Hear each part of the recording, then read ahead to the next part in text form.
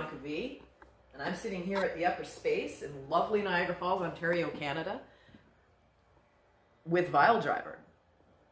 Say hey, guys. Hi. Hi, guys.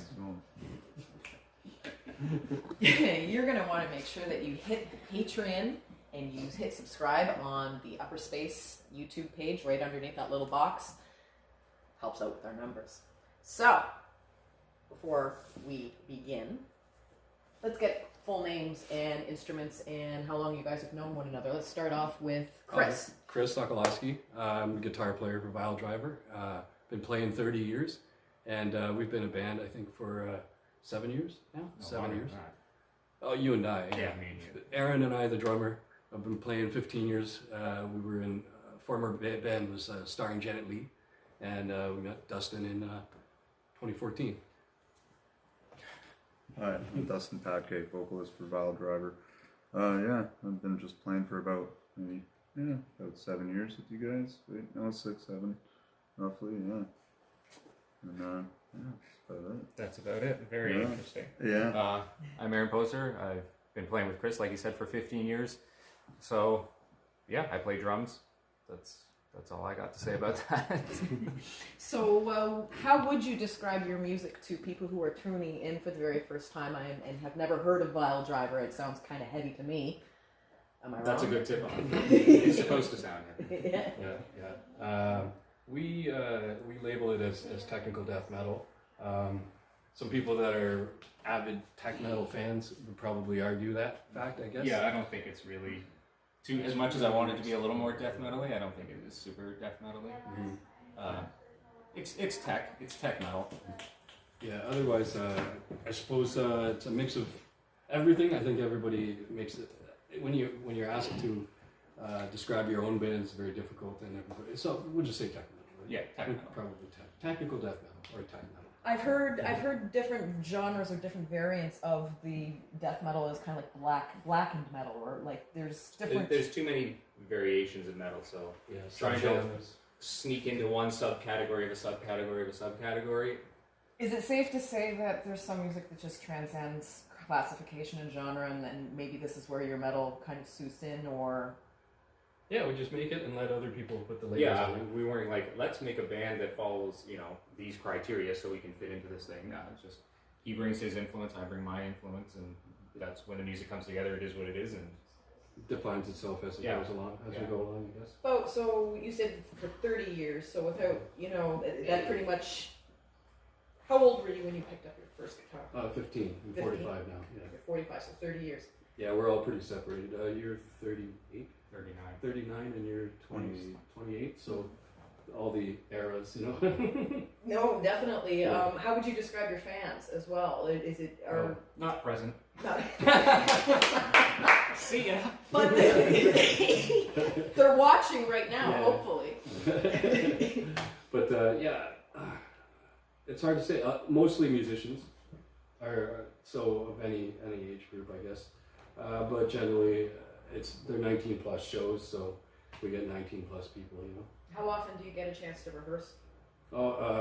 That's funny. Funny thing is, we used to jam probably 2 or 3 times a week, but Aaron's recently moved to Sarnia, so we've had to scale it back to probably 2 or 3 times a month. It being about 2.5 hours to get there, but we're still dedicated. We dedicate a full Sunday to just getting down there and Good getting 6 all the hours of just going through stuff, working on stuff. and then back home. I mean, before we lived like 5-minute drive away, Yeah, so lots of jamming. we could do any time. But What brought you to Sarnia? my wife is from there. She wanted to move back home, and that was the answer to that. So, That's pretty cut and dry. You don't even need to get into that. Yep. Pretty much what a woman says, a woman goes, right? And she'll watch this and she'll laugh, but then secretly inside she'll be like, Okay, what was your first album? Men at Work, Business as Usual. Men at Work, Business as Usual. Yeah. Dustin. Probably have to say Ozzy Osbourne. Oh, yeah. Yeah, Down to Earth. Ozzy Osbourne, Down to Earth, and is this like the first album we ever bought Or, The first album. Okay, you can answer this however you like. I'm after the first album that you ever had. Maybe however old you were, and then you can also say what was your first metal album that. I kind of slowly crept into metal. Like, my friend was giving me Metallica stuff, which led to more stuff. The first, I don't know, I think the first album I ever owned was probably some classic rock. I was going to say maybe like Led Zeppelin or something like that, because I had a neighbor who was more into that stuff, and he would give me music. It was probably a good thing he did, or I probably would not be here right now playing music. So that's a great segue into the next question in terms of mentors and people who influenced you, and I'll keep it up with you. So your neighbor, Led Zeppelin, was like how long did you know this neighbor? How old was he? He was 4 years older than me, so he was like we lived in the country at the time. He was like my friend across the street. Not many friends to choose from, and he was not really a music person. He just he had Rolling Stones and Led Zeppelin and all the classic rock. Stuff, him being 4 years older, so he was more in the 70s era of music when we were born, so it just kind of came to me by me always being at his place, and he would just put it on, right? Again, he wasn't like let's sit down and listen to albums for 7 hours, we were kids, but he just had music, so. He was one of those good friends. I have quite a tier of people who were like, he threw me a bunch of stuff, and, responsible for my musical interests as well. What about you? Did you have anyone special, like a music teacher or a friend, or? No, it was kind of just over time. I just kept getting into heavier stuff, and then a couple buddies over time you try to just jam with and just have fun with it. What was your first album? My first album. Oh, sorry, I already asked that. That happens sometimes during live interviews because we don't have a chance to stop and re-edit, so we're just gonna keep going with it. What is the furthest place that you guys have jammed? Like, okay, you go to Sarnia. Do you perform in places in Sarnia as well, or in Toronto? Well, I've only been there for 2 months, so okay. It's pretty new that we've been kind of doing that workflow. And with COVID, I'm sure there's not much available to. Well, yeah, I mean, I don't even remember the last time we played a show. Yeah, it was last year in December or something like that. I remember Windsor we played at, but the most recent one was the Hard Luck Bar. I think we played probably February. Okay. In Toronto. Previous to that, Windsor. I think the furthest out VILEDRIVER's gone is probably Windsor. Yeah, but with our previous band, we went into the States. We went on the East Coast. Yeah, I only went into the States. Oh yeah, you did do the East Coast one. Right. Buffalo, but yeah, I think we were signed to a major indie label, Ironclad Metal Blade, and the touring that we were committed to was just proved too much for Aaron and I. So we when the band we kind of like there was a hiatus, and then we both left, and we decided to just put together VILEDRIVER and pretty much play for our friends and. Just play around the area instead of traveling out to Newfoundland and playing for 5 people because the promoter didn't hold up his side of the deal. Which happened. What's the point? Yeah. So, wow. Yeah, come and see us. Tell me a little bit more about that story. Well, he didn't go on that tour. That was the one. I think I did 2 tours with that band. So the one was out to the East Coast, and I don't remember what year that was. I'm going to say maybe 2009. It was okay. I'm not a huge party drinking typical band guy, so the whole time I was basically just like, okay, let me do my thing, and then I'm going to go back to the van and sit there for 12 hours until I have to play again or something, Did you have any screech? No. Okay. I had my bottle of water. Good. So yeah, I mean, there were people at some of the shows, there were less people at other shows, but that's Ontario as well. I mean, we played shows out in little towns where not too many people show up, or you may go to a little town and a ton of people show up. It's variable. It's hard to tell when you're going to get a good crowd and when not. And I think it's on the decline now, just because I think more people are not COVID related. I think in the years it's just gone down. I don't think live music is as popular as it was back when we kind of started. Would you agree? Or am I completely wrong? Yeah, it's hard to say. I mean, I know you go out a lot. Well, you did. You were out in all the Toronto clubs. Yeah, all the time, if you go to more of the, I guess, thrash bands and stuff like that, they have a good draw. Technical death metal and death metal, I think, is more of a niche genre where it's too niche. Yeah, it's really like So there's specific places Yeah. that would, you know, when Yeah, and people they would probably go for something that obviously they want to fill the room and sell the bottles. So I think they hire on the bands more frequently. But we end up opening for them anyway, so Yeah. that's usually pretty good. Yeah. But, Correct me if I'm wrong, did you perform at the Geekery here in the Falls at Yeah. some point? Mhm. I read that. Yeah, that was our Oh, CD yes, yeah. release show, December 2017. 2017. Yeah, Julian Underwood. She did my Underhill. Sorry, she did my vest. She did my purse too, or I had Oh, yeah. my purse is in the other room. Oh, fantastic! Yeah. Okay, and let's see here. What was your first concert? Probably Cannibal Corpse. Cannibal Corpse. Yeah, that's That was the first one, yeah. Yeah, it was a tour, it was a big tour, Summer Slaughter tour. A bunch of good bands, Behemoth, I remember SLA Dying. It was just a big lineup. How old were you for that concert? 13. Yeah, It's so, a killer show to be seen for Yeah. a 13-year-old. yeah. That says a lot. What was your first show there, Chris? Oh, there were small ones, but I went to From 54, I think, for I Mother Earth way back. There was a band that opened for them called Blue Bones that were kind of like Alice in Chains that I really like.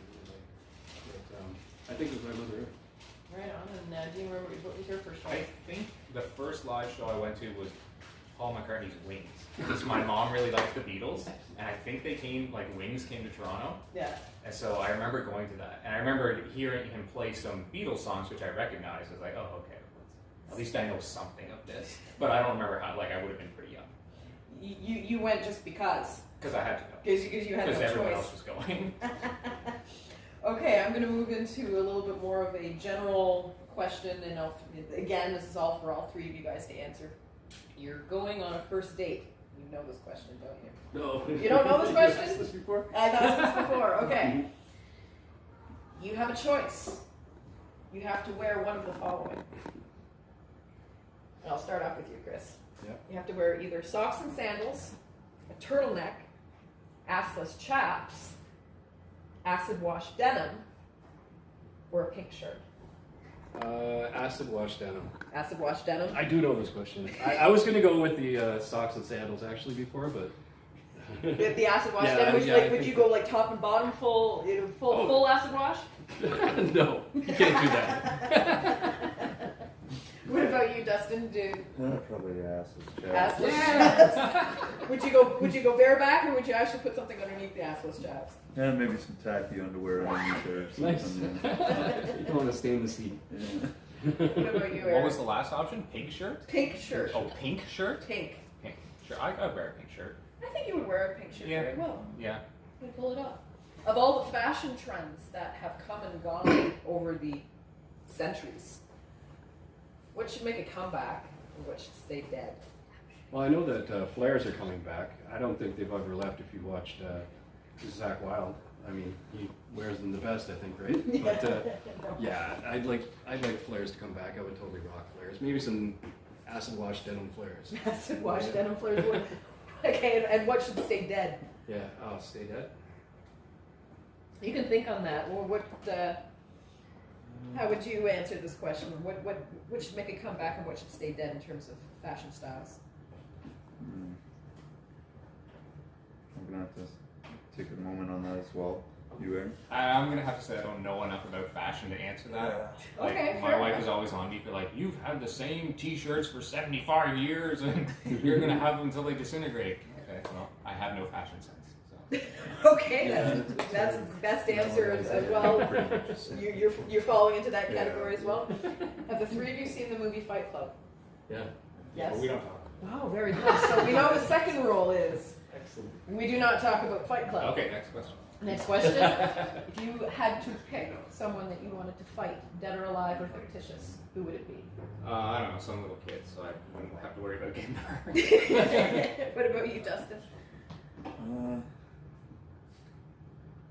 don't know, that'd be tough to just think of someone right off the top of my head right now. Think about it. You can fight one of my little kids. Yeah, fun for you. Alright, you're gonna have to come back to me on that, I'm sorry. Okay. No, I don't know. You guys are all we're a lovers. peaceful band. Yeah. You're lovers, not fighters. Yeah, Despite the heaviness of VILEDRIVER, you guys are sweet guys, huh? Yeah, they'd have to attack first. That's all. They have to. It doesn't matter who. Take care of business. Well, Chris is a security worker, so Yeah. you're beating up people all the time, right? Yeah. Well, I keep the peace. Well, yeah. You still get an excuse to fight for legal reasons, Yeah, right? that's true. Yeah. We're coming. Okay, so I have a bunch of either ors, and I will just point. Okay, and Yeah. each one will be different. Okay, Star Trek or Star Wars, Star Wars. Chewie or Yoda, Chewie. Spider-Man, Superman, Batman, or Punisher. Punisher. Somehow knew you were gonna say Punisher. Alien or Predator? Predator. Predator. Okay, now despite the outcome of the movie, Was Freddy, this one movie? Freddy or Jason? Oh, Jason. Jason. South Park or Simpsons? So I like Simpsons. Simpsons too. I know it's a tough one, tough call. I'll It was a life or death call. You had to pick between the go South with Park. South Park. Go South Park. Shut your fucking face. Get the fuck out. I'm gonna have to bleep that out. That's okay. Tom and Jerry or Sylvester and Tweety? Never watched either of them. Oh, wow.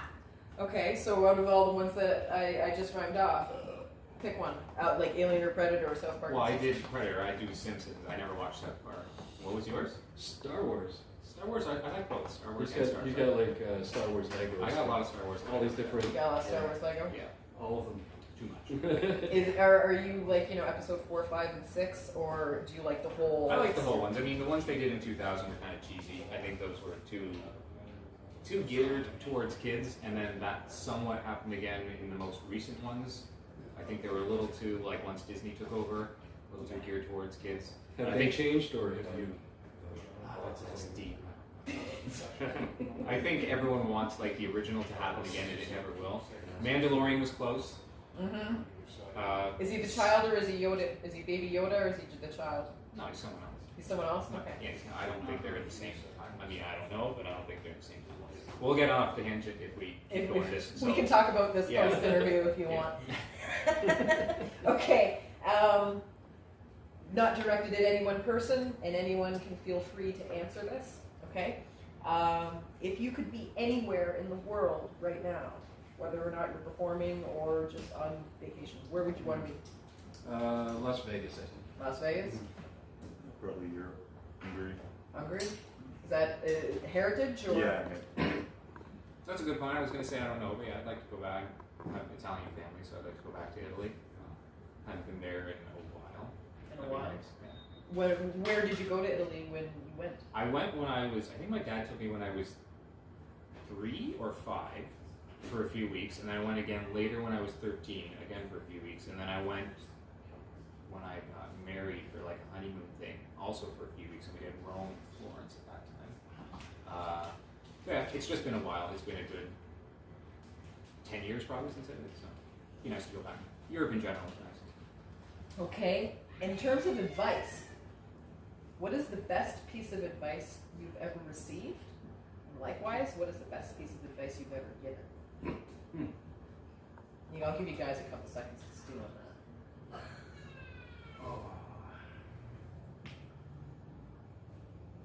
Life's a garden, dig it. Life's a garden, dig it. You're talking to a gardener. I dig it. Nice. Pick really lightly. Pick really lightly. Is that in terms of like strumming, or is that? Yeah, play lightly and have a loud amp. I just made that up. But. Hey, it works.